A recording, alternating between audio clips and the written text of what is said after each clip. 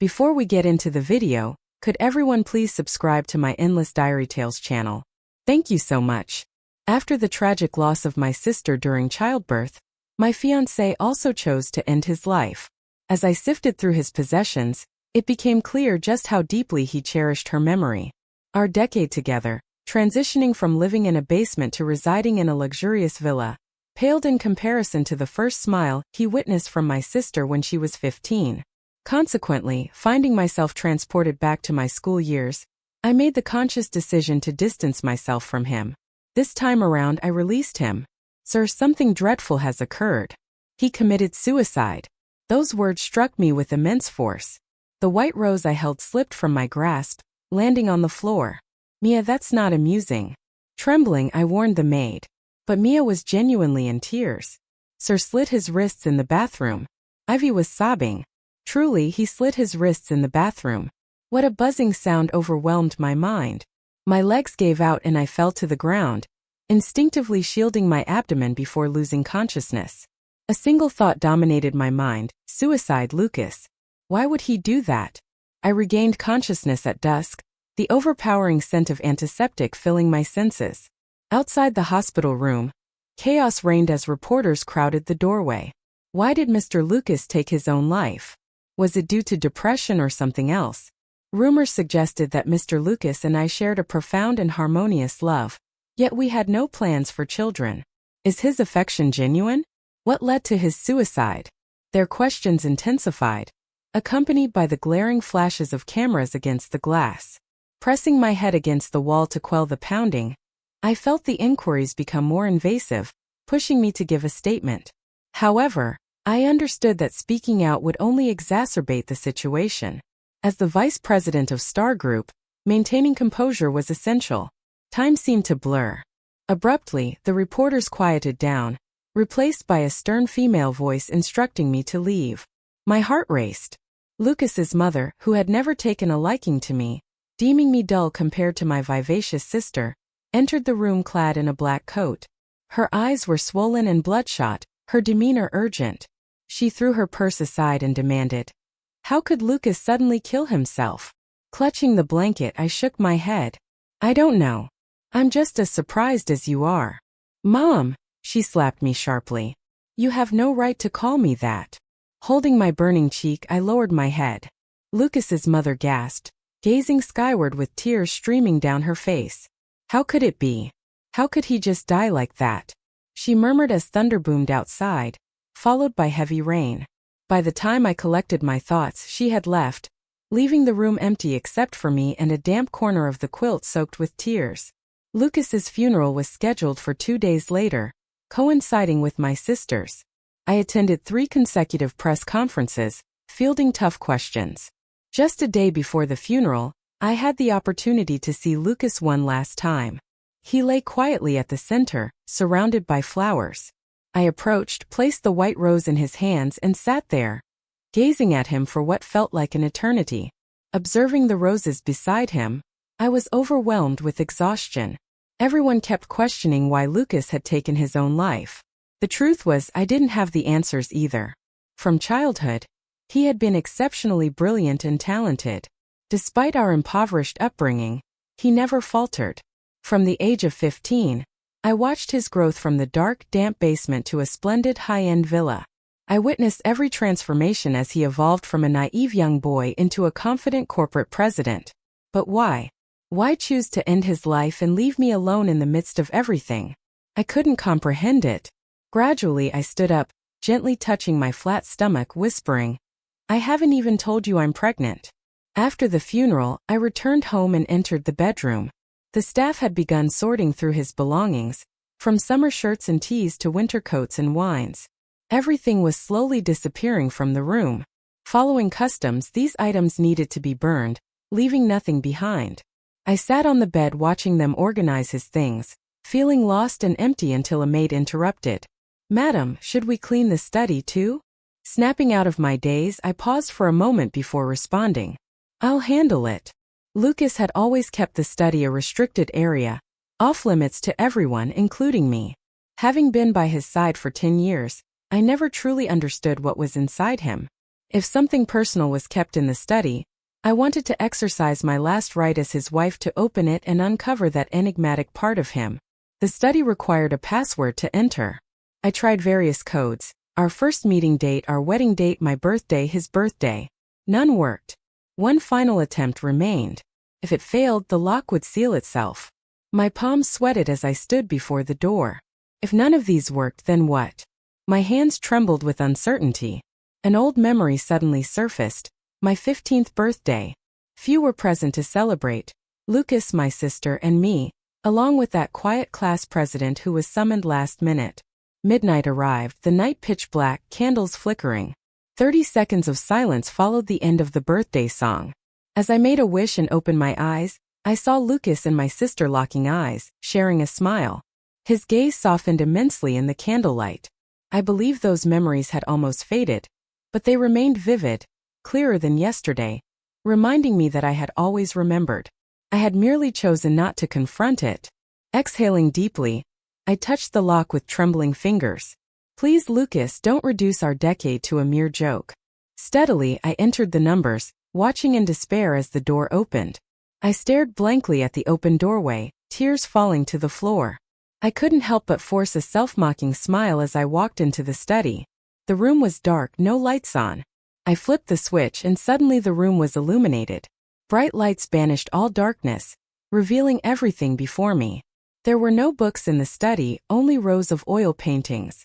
Picked one up. It clearly read Hannah, my sister. Everything in the room was about her.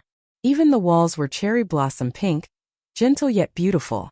I looked around in despair, feeling like a lost stray animal, unsure of where to go or what to do next.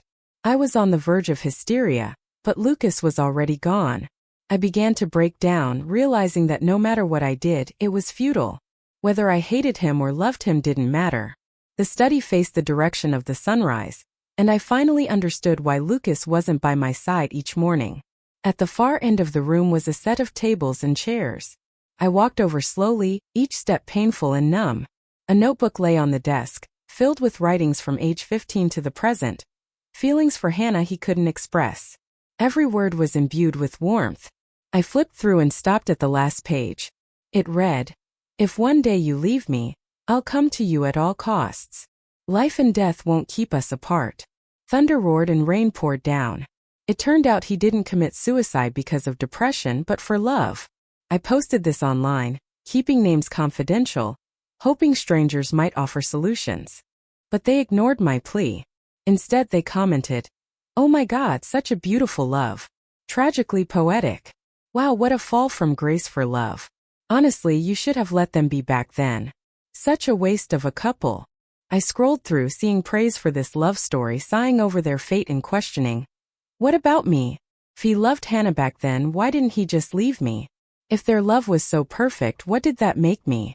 I turned off my phone, opened the window and threw it out, watching it shatter into pieces. I finally understood my identity.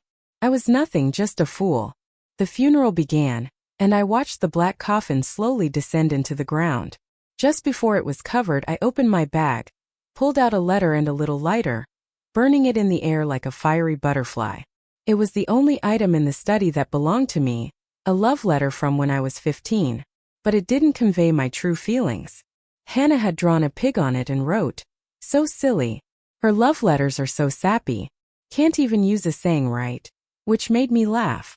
Lucas had smiled back at her, small and cute, a sight I had never seen before. The funeral concluded.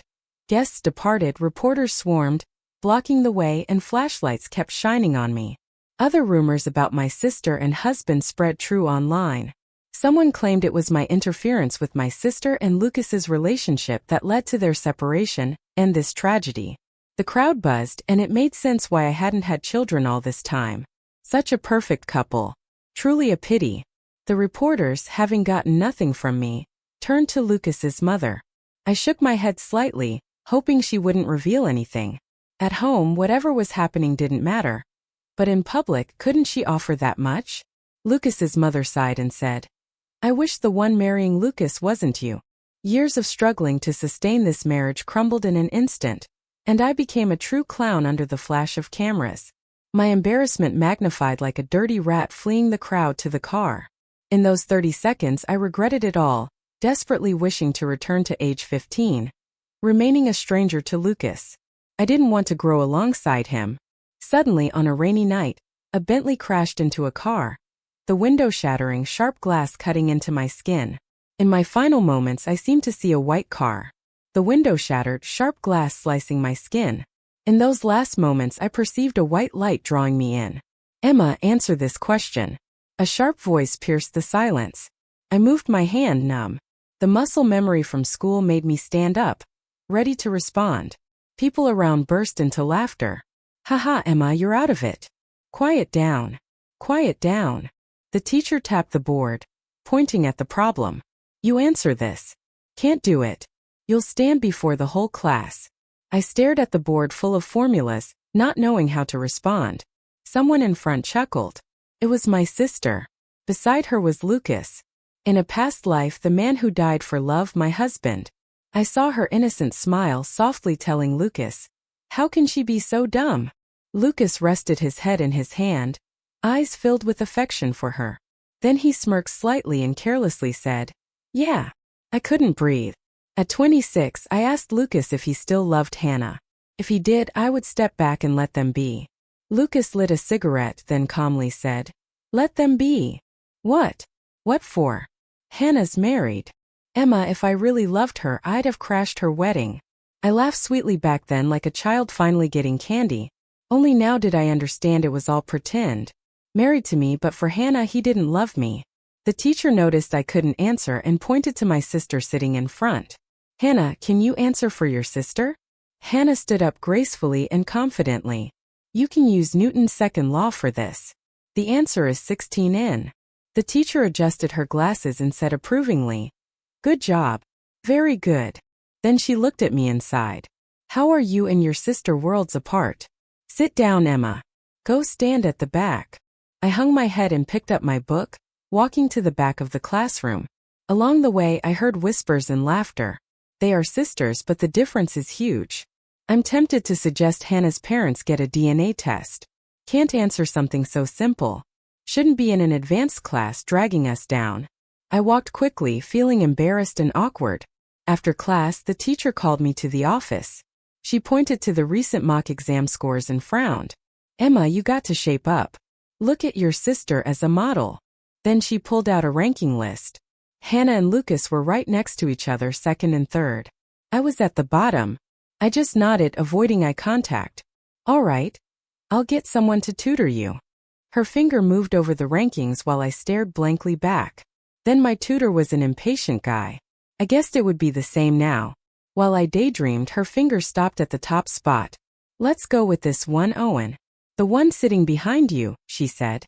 I looked up in disbelief. "Owen." The summer breeze blew into the office. "Very noticeable." "Owen," I thought absent-mindedly. He was Hannah's old crush, wasn't he? Owen was our class president, a true golden boy back in the day. Hannah tried to get our parents to arrange a match, but the Alden family was wealthy and powerful. They turned us down flat. Later, Hannah gave up and married a company heir. After attending my wedding with Lucas, Owen went abroad for school and vanished. I returned to the classroom. After sitting down, I stared at the workbook on my desk. It was full of formulas I no longer recognized. Memories of the past washed over me. I had given up school to chase Lucas. Even when I got into an advanced school through connections, I couldn't escape a mediocre fate.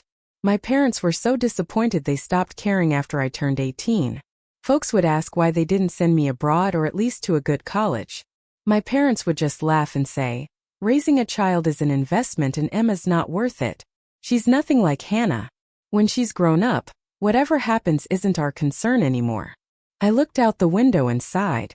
This time I don't want regrets. I want a better future, one that's free. Recently, Owen had been on leave. None of the other students wanted to tutor me. They'd say explaining it would be a waste. "You won't get it anyway." So, I huddled over my desk memorizing physics formulas. A student passed by and sneered. "Now you want to catch up with exams around the corner. Where have you been?" Her friend nudged her arm, glanced at Hannah and Lucas studying together in front, then back at me. Probably off chasing someone who doesn't even care. What a joke. I tried to focus back on my formulas but felt eyes on me. Looking up, I accidentally caught Lucas's gaze. At 16, he was youthful in his blue and white school uniform, but his eyes were full of disdain as if I were some disgusting bug. Just let her be, Hannah softly said. Everyone has a right to try hard. The girls teasing me shifted to smiling warmly at Hannah. Hannah, you're too kind. That'll get you in trouble someday. I lowered my head not because of harsh words but because everything blurred. Memories of being 16 rushed back. Lucas tutored me during a hot summer, patiently explaining complex problems over and over. The sun illuminated his hair. 16-year-old Lucas seemed to glow, but now that light felt extinguished. 3 months left until exams. I struggled to catch up on work. Complex physics formulas, tricky math problems, endless chemistry reactions, essays, ancient poetry, and texts. It all seemed like a daunting obstacle to success. No way around it. Then Owen returned. He looked down at me first, then picked up my paper covered in red marks. He showed no annoyance. There's an easier way. He tapped the paper, grabbed a red pen from my desk, and in a few swift movements solved it 3 different ways. Just plug in the formula here. No fuss. He glanced up. Understand? I blinked at him. Owen wore glasses. A sapphire earring sparkled in the sunlight on his left ear. His eyelashes fluttered like butterfly wings. I still don't get it, I said, a bit embarrassed. Owen lowered his eyes and said, Then I'll explain again. Hannah turned around from the front, smiling. Owen, there's a problem I can't solve either. Can you help me? Owen pushed his glasses up, saying slowly, Sorry, I'm busy. Hannah smiled with an innocent and sweet grin. I'll wait till you're free then. When will that be? Owen replied casually. When I reincarnate as a pig in the next life. I cracked my first smile since my rebirth. Word spread quickly about Owen helping me with my studies. At first, everyone was shocked that someone like Owen would bother with me. Then jealousy emerged. How crafty is Emma? She pretends to be pitiful. And now the teachers arranged Owen to tutor her, right? If it were someone else, I wouldn't say much. But Emma, with her IQ, it's pointless. Owen will probably get tired of her soon. She's such a dimwit. I heard these remarks repeatedly, but never lifted my head from my sea of books. Not once. I sat at my desk, gnawing on my pen, stuck on a problem. Owen was off for another physics competition. Nobody else was willing to help me with my questions. Just as I was about to open a study guide, someone tapped on my desk. I looked up and saw a cold, emotionless gaze. It was Lucas. Emma. The teacher wants me to switch with you. Switch what? I asked, confused. Lucas replied, tutoring. I mean, it's not like you'll benefit much anyway, right? Better let Hannah have it. They can help each other and snag more spots for direct admission. I was stunned. If having a crush feels like 1,000 butterflies fluttering in your chest, drumming up a storm in Texas, then disappointment feels like a fiery blaze engulfing your entire body. After it burns, even your heart turns to ash with no hope of revival. I looked at Lucas for the first time directly. My eyes felt hot and my throat tightened. Lucas, it's not just Hannah who wants to get into a good school. I do too. I ran out of the classroom, leaving Lucas standing there stunned. What's up with Emma? She ran out so fast. Think she's crying? A girl asked. Another girl rolled her eyes. So what if she is? Should we give her an award? What kind? An Oscar. They laughed together. Lucas hung his head low and shouted, Enough! The classroom fell silent. I ran to the restroom and in the cramped space, I wiped my tears with my sleeve. Afterwards, I pulled out a math problem. The mock exam was just 3 days away. I had to win. The exam finally ended, and Owen's competition results were out too. He secured first place, guaranteeing direct admission to the top provincial school. I congratulated him.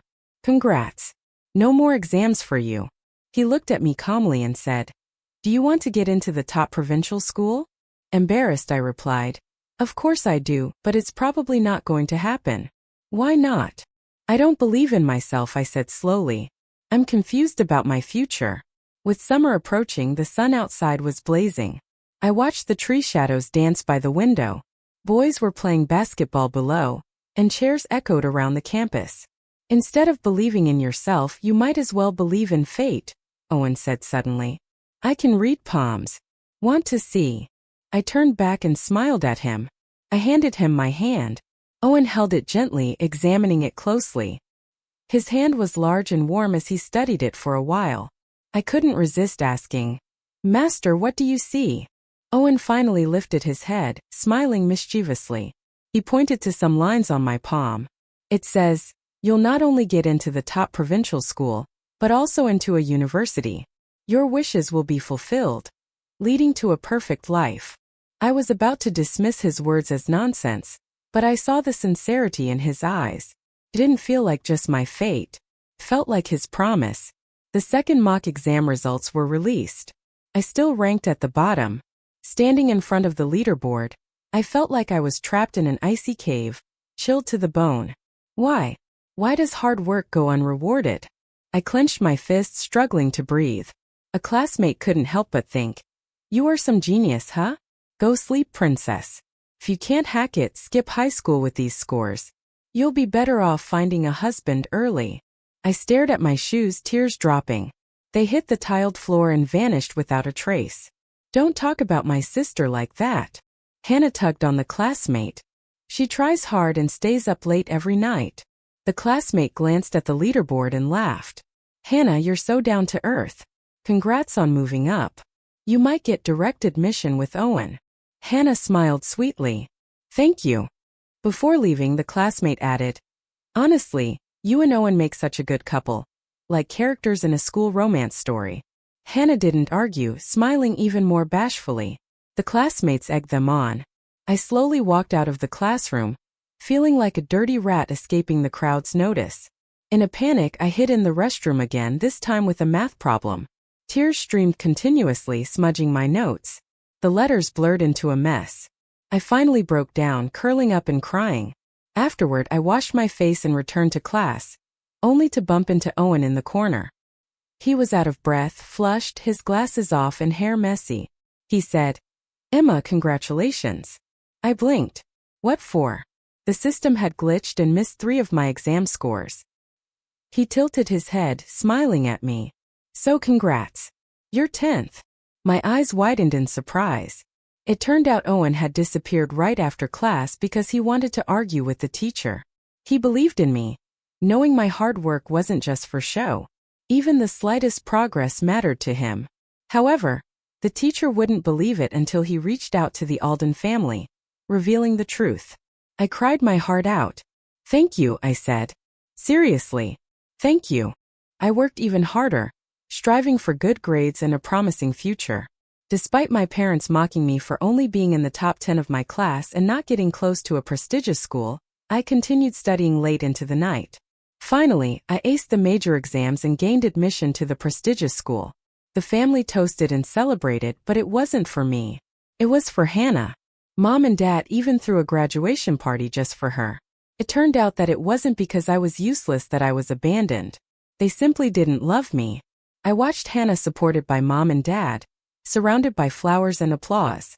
Even Lucas spent months trying to get her a bouquet of 99 white roses from Australia.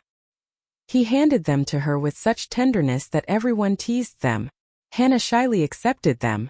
I looked down, unable to suppress a sarcastic laugh. In a past life, I had married Lucas, and we agonized over which flowers to choose for the bouquet. When he found out, all he said was, "White roses, I guess." I asked him why he wouldn't answer. I stubbornly believed it was because he wanted to convey the meaning behind white roses of pure and flawless love. Now I understood it was indeed for the meaning. But the person he wanted to tell wasn't me. I stood in the corner quietly raising a glass. Cheers to you all. Cheers to youth. Cheers to my foolish past life. I drank the strong liquor, deciding to let go completely. Suddenly, Lucas turned to look at me. We stared at each other for a long time. His gaze wasn't cold as before, but filled with panic, as if he had lost something precious. Lucas, what are you looking at? Hannah asked sweetly. Lucas turned back, his heart pounding. He smiled sheepishly. Nothing. Maybe I lost something because I rushed here. Is it important? He was silent for a long time, growing more anxious. Probably. He seemed to think something very important. Years later, Lucas remembered that afternoon of toasting and celebration. Hannah, in a little white dress, stood on stage, dazzling with slightly flushed cheeks, thanking him for the white roses. But for some reason he turned his head. He looked toward the corner of the stage. Emma stood there looking at him calmly. They locked eyes. Because of Hannah, he looked away. When he glanced back, she was no longer there. This was the regret he cherished most in his life. Love is warmth. Being loved is light. In my last life I spent a lifetime chasing love. But in this life I'm tired. I just want the freedom to be my own light. In the vast darkness I don't need to light up thousands. Just one light is enough. In high school I worked even harder. Each sprint, each rebuild made my grades more impressive. By the second semester of sophomore year, I had made it into the top 5 for the first time. The teacher praised me in front of everyone. Everyone should learn from Emma. The room was silent. I nervously sat there feeling lost, fearing they would laugh at me like in middle school. But after the silence, applause roared in along with cheers. That's insane. Jumping up from the bottom of the class is so amazing. It made me reconsider slacking off. The applause didn't stop. I widened my eyes in surprise as the teacher smiled at me from the podium. "We've all seen your effort," she said. "Emma, you're truly amazing." My eyes watered. After class, a classmate came to ask for help just like I did before. Nervous, afraid of rejection, and pretending to understand to save face. I patiently explained over and over, just as Owen once did for me. I understand the world is dark, deep, and unpredictable. But I still choose to hold up a light, do my best to brighten my corner. I believe this light will spread until the night is lit. Daybreak brightens the sky. Everything comes alive. The sun shines fiercely. In senior year, Lucas suddenly reached out to me. He looked terrible with dark circles under his eyes. I calmly watched him. "Is there something you need?" I asked. He suddenly grabbed my wrist. "Emma." His voice trembled. You liked me, right?" I frowned and stepped back, forcefully shaking off his hand. "Don't call me that," I said. "Hannah, the breakfast was a gift from Lucas to Emma. Emma can do whatever she wants with it. Why are you so worked up when the person involved isn't?" Hannah was speechless and furious. She glared at me, then gave a cold laugh and said, "You'll never beat me." My classmate, who came for help, pushed his glasses up and said, "You'll never beat me." He glanced at his watch and added, "Hey, are you done with your questions? If so, head back to your class and stop hogging the space." The classroom roared with laughter. Hannah stormed off in anger. Lucas continued leaving breakfast for me enthusiastically until the second month. Then Owen returned. He shot a complicated glance at the breakfast on my desk. After that, no more breakfasts appeared. 2 weeks after the breakfast disappeared, Lucas cornered me. "What's your relationship with Owen?" he asked. I shot him a glance. "You don't have the right to ask," I said. Lucas's face showed pain, and as I turned to leave, he grabbed my sleeve. "Don't treat me like this," he said, his voice shaky and fragile like a stray dog. But I felt no pity. I pried his hand off. "Lucas," I said, "we're like strangers now and you've crossed a line." He looked up, disbelief evident on his face. "You said you'd love me forever. You said you'd do it in another life," he stammered, breaking down. I spoke coldly. "So what, Lucas? You also said you'd do it. We made vows before God, prayed for blessings at a marriage temple, and you promised you'd only love me." I smirked, sarcasm and helplessness lining my voice. "But you still chose to die with Hannah, didn't you?" Lucas was stunned. I started heading for the exit. "Let's not meet again." But at the exit I spotted Owen. He was chilling in a Maybach, casually resting an arm out the window, a cigarette between his slender, veiny fingers. I was taken aback, slowing my pace. "Get in," Owen said. Snapping back to reality, I opened the car door and climbed in. Lucas chased closely and pounded on the now-closed car window, demanding, "What is your relationship?" Owen rolled down the window just a crack, eyes cold. "None of your business." Seeing Lucas outside, still desperately trying to argue, I made a decision. Leaning close to Owen, I kissed him right in front of Lucas. The clouds parted, sunlight spilling over everything. Lucas kept banging on the car window trying to stop us. Owen, however, held my chin and deepened the kiss. The car held the lingering scent of cigarettes, but it wasn't unpleasant. It was like a cooling floral fragrance. I didn't push him away. After that, I never saw Lucas again until about 2 months before our big exams. Hannah confessed to Owen after his rejection. Through tears, she asked, "Why me but not you?" I watched her cry coldly, each tear splattering silently to the ground. My heart remained unmoved. Owen answered casually, "It's not just roses that are special. Lemons are too." Hearing this made me smile faintly. After being rejected, Hannah turned her attention to Lucas instead, chasing after him. This rumor swirled all around school, finally ending with Lucas's rejection. I heard this while calculating a physics problem, my pen never pausing. Just like before, a month before the exams, my parents hurriedly called. "Hannah has developed a split personality. She's acting crazy, asking everyone why. Why don't you love me anymore? Was all your kindness towards me in the past fake?" Mom sobbed helplessly on the phone. "She's your sister. Just give to her." Her crying was painful to hear, but I felt numb. Give how? What should I give? I asked. As the summer heat settled in, the sunset outside the dorm lit up brilliantly.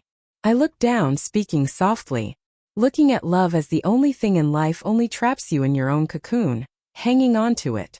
Hanging up the phone, I returned to studying. A gentle breeze came through, blowing the pages of the books on my desk. I finished writing the last word, put my pen down, and looked up. Suddenly, I thought about how in a past life, I was so determined to chase after love because I had never been loved.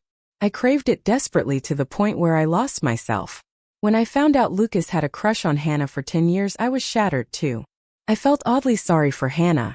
We fell into the world's thorny traps, convinced ourselves that our obsessions were love.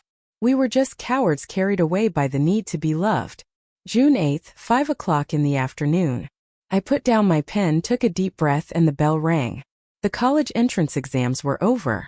10 minutes later, students dashed out of the school gates. That day, the sun shone perfectly, and the breeze was gentle.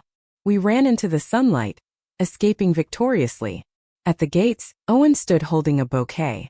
The sunlight poured over him, making him shine like the end of a dream.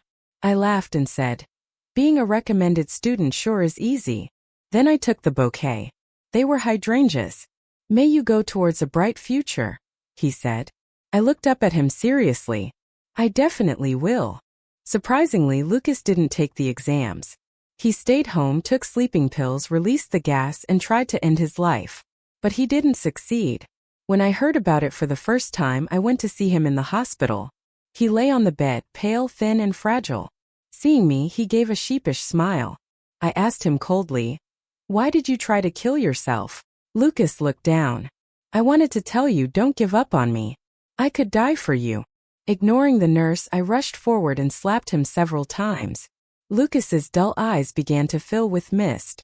"Is life so cheap to you?" I grabbed his collar and shouted, "What's the point of dying for someone? Living for someone is what's noble." A breeze lifted the blue curtains in the room. Lucas stared blankly at me. "I won't see you again," I said before leaving. "Goodbye forever." The hospital room door slowly closed. That was the last time we met. The exam results came out. Owen was more nervous than I was. After logging into the results page, he clasped his hands together in a prayer in front of the computer. I laughed. "Since when did you become so superstitious?" Owen said. "I've always been superstitious." Kind of true. I remembered in middle school he even tried reading my palm. "It's time," Owen said, holding my hand like we were performing some ritual. I asked, "What are you doing?" He smiled with crescent eyes. "Passing my good luck to you." "What if I want all your luck?" "I'd give it to you, of course." I smiled too. My heart felt like soft cotton. In the end, we clicked the check button together. Owen looked at the scores and said, "Emma, you're really amazing." My eyes began to tear up. I said, "Of course I'm amazing." And then Owen said, "Let's go to England together." Owen gave a little smile. Years later, I made many friends, closer than family, and even got adopted as a granddaughter by an old lady. I started sponsoring underprivileged girls for their education, giving them a new life. Time was bright and life was small yet grand.